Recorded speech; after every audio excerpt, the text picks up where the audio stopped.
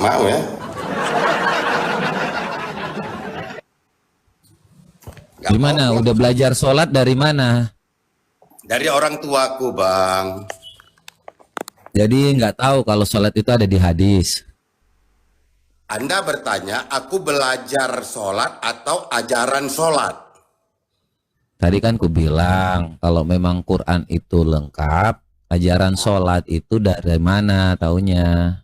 Ajaran sholat dari Nabi Muhammad. Itu ada di Kalau hadis belajar, atau di Quran? kalau belajar sholat dari orang tuaku. Itu ada di Quran atau di hadis? Oh, tentang tata cara sholat di Mm-mm. hadis. Berarti Quran udah lengkap atau belum tentang ajaran Islam? Apa pula urusan Quran sampai mengatakan tentang sholat? Quran itu berbicara tentang sejarah, tentang adanya orang kafir yang menuhankan yang keluar orang dari vagina. Al-Quran itu menjelaskan tentang orang Yahudi membantah Musa. Quran itu menjelaskan tentang Nabi Daud. Bukan tentang cerita sholat di situ. Quran bercerita tentang sejarah. Ya, tentang Sejarah apa? sejarah Nabi Musa. Sejarah orang gila. Ngomong Sejarah gini. orang gila. Jadi kau cerita Nabi Musa dari mana? Dari ilmu pengetahuan alam. Loh, Dari mana kalau itu dari Alkitab sejarah? udah ada, tanpa Quran pun kita udah tahu kok. Coba aku mau dengar kayak mana kisah Nabi Musa. Orang mana Musa? Loh, Quran Orang mana itu Musa? Kau tanpa bilang udah tahu. Quran, Tadi kau Quran bilang udah itu tahu. tanpa adanya Bentar, bentar. Quran ya, Bentar, kami Bos. sudah mengetahui tentang kitab Bentar, Musa. Bos. Tadi kamu bilang tanpa Al-Quran pun udah tahu tentang Musa. Ini kutanya sama kau, Musa orang mana? Musa itu orang Israel, tetapi ketika waktu dia lahir itu kan ada penjajahan bangsa Mesir kepada bangsa Yahudi. Ya makanya dia dibuang di sungai, makanya Musa itu artinya yang dibuang di air. Pertanyaanku, Musa itu orang mana? Orang Yahudi, bangsa Oh, bukan orang Israel. Mesir. Bukan orang Mesir. Bukan. Lahir di mana Musa? Lahirnya Musa lahir di mana saya lupa. Di Mesir, Bos. Musa orang Mesir keturunan Yahudi. Kan gitu, Bos. Kan gitu. Tapi maka itu untung ada Al-Qur'an, yang menjelaskan Orang Mesir keturunan Yahudi. Ya. ternyata gitu. Jadi Al-Quran menjelaskan lagi tentang kisah-kisah itu, tentang Nabi Nuh. Kenapa Nabi Nuh dalam kapalnya dia bawa binatang itu ada babi? Karena babi diciptakan untuk makan tai-tai orang. Jadi maka itu babi harus. Kucing lahirnya dari mana? Kalau binatang-binatang itu beolnya di Singa. pinggir kapal, Singa bersin keluar kucing. Iya. Nah, aku kan jelas kenapa babi dibawa oleh Nabi Nuh di kapal itu. Karena Kucing. Aku jelaskan. Kucing aja. Aku jelaskan babi dulu. Kenapa babi dibawa oleh Nabi Nuh diselamatkan? Karena di kapal itu nggak ada WC. Jadi beraknya di lantai, yang makan itu babi. Babi siapa yang makannya? Orang kafir. Cocok. Kan gitu. Apalagi sejarahmu kotanya? Kucing. Kalau kucing itu kita buka nanti ceritanya. Udah jelas babi kan? Kenapa babi dibawa dulu? Kucing. Oke, sekarang kita balik ke poin. Udah jelaskan enggak yang salah jawabanku? Nah, coba. Bentar bang, ya bang. Bentar bang. Aku nggak bisa on cam. Apa aku turun dulu abang naikkan lagi? Sebentar. Apa ini udah on cam ini? Tapi nggak muncul. Mukamu. Ini mukamu muncul kok dari tadi, kau sadar kok. Nggak hitam. Kau maju mundur di sini sadar kok. Nggak apa-apa lah. Jadi gitu. Dari tadi kau muncul di sini sadar kok kau. Nah, di sini gelap kameranya. Hah? Gelap kenapa? Nggak muncul kos, blank. Ya tapi nggak apa-apa lah. Yang penting Masa sih? yang penting kita kan kasih pencerahan bahwa Tuhan itu tidak mungkin mati. Bagi abang Tuhan mati bang, kayak Honda mati hidup, habis bensin mati, dikasih isi bensin hidup. Tuhan abang kayak sepeda motor mogok, hidup mati. Nah coba jawab. Apa beda motor mogok dengan Tuhan Anda? Baik, saya jawab ya. Jadi Tuhan itu dia mau mati, mau hidup. Tuhan itu kan maha kuasa. Tuhanmu bisa hidup nggak? Bisa mati nggak? Nggak bisa. Sama kayak motor mogok, hidup mati. Motor tuh benda. Ya maka itu kutanya, apa perbedaannya motor mogok sama Tuhanmu? Hidup mati. Kalau Tuhan, oke. Kalau motor dia nggak bisa yang namanya membangkitkan orang mati. Yes, Dia nggak bisa yang namanya menyembuhkan yang sakit. Dia nggak bisa merubah air jadi anggur. Kalau Tuhan di negeri Mekah, dia nggak bisa ngapa-ngapain. Dia hanya jadi batu aja yang bisa menghapus dosa. Makanya umat Muslim semuanya harus pergi ke Mekah untuk mencium batu dan menghapus dosanya di negeri Mekah.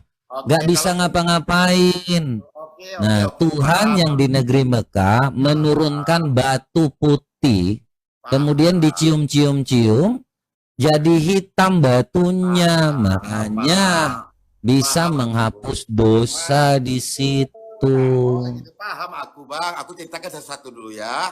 Kalau cerita menghidupkan orang mati itu udah usang agamamu. Hezkiel juga bisa membangunkan tengkorak-tengkorak disatukannya hidup. Kok kau banggakan kali Yesus kau tuh mati, hidupkan orang mati. Hezkiel juga bisa. Oh kalau dia bukan lahir berarti benar dong. Kalau yang namanya Allah Abraham, Allah Ishak, Allah Yakub itu punya mujizat. Beda dengan Tuhan di negeri Mekah yang hanya modal apa? Apa mujizat Muhammad? Nggak makan babi kami mujizatnya. Hah? Itu mujizat. Orang nggak makan babi itu mujizat. Ya. Kami nggak makan babi. Berarti itu suatu kehebohan gitu makan babi. Itu di luar nalar manusia gitu. Oh, kalau manusia normal yang kafir, kalau manusia dia kafir, dia makan babi. Karena mujizat Nabi Muhammad, kami tidak makan babi. Mujizat Muhammad apa? Kami tidak makan babi. Mujizat Muhammad apa? Kalau mujizat Muhammad apa? Mujizat Muhammad apa? Iya, memberitahukan kami tidak makan babi. Terus yang ngasih tahu supaya jangan cebok pakai arang ini jin. Kalian mengikuti jin ya tadi nih. Oh, sudah kau makan babi, sudah kau makan kue debak. Ini larangan makan babi itu larangan dari siapa? Dari jin atau apa? Karena ini cebok pakai kotoran binatang nggak boleh, pakai arang nggak boleh, pakai tulang pun nggak boleh. Nah kalau larangan makan babi itu larangan dari siapa? Dari jin juga. Oh, tapi kalian juga ada ini ya? Ada aliansi dengan jin juga ya. Selain Muhammad, jin dan Allah ini jin melarang Muhammad mengikuti loh. Apa Al-Quran ayat berapa? Al-Quran ayat berapa ingin kau tanya? Coba Abu Daud 35. Sunan Abu Daud 35. Kalau Alkitab itu apple to apple-nya sama Al-Quran. Berarti Alkitab kau itu bukan firman Tuhan, firman manusia itu sama kayak hadis. Karangan manusia. Kalau Alkitab itu tentang sejarah bangsa Israel dan nubuatan para nabi dalam perjanjian lama. Dalam perjanjian baru itu namanya penggenapan. Injil itu artinya kabar baik, kabar sukacita bagi kita semua. Kalau ini loh, ini kan ku lagi kasih tahu. Kalian nggak boleh kan bersih tinja, cebok pakai tulang, pakai kotoran binatang, pakai arang karena dilarang oleh jin. Benar nggak ini? Jin melarang. Itu firman Tuhan atau bukan? Jin melarang. Aduh, nggak matching, Bos. Nggak matching apanya? Alkitabmu itu firman Tuhan atau bukan? Ya ada firman Tuhan di situ. Oh, ada juga karangan orang di situ. Di mana karangan orangnya? Aku tanya sama kau. Beda Alkitab dengan itu, aku tanya sama kau. Qur'anmu. Alkitabmu itu Kalau firman kita Tuhan. bukain dalilmu di dalam hadis ini kan melarang. Apa hadis? Muhammad Al-Quran melarang. kau buka, Al-Quran kau buka, kau tanya mana yang nggak kau tahu, kau tanya. Saya mau bahas tentang apa sabda Nabi. Kan Oh, semua berarti- keluar dari mulut Nabi.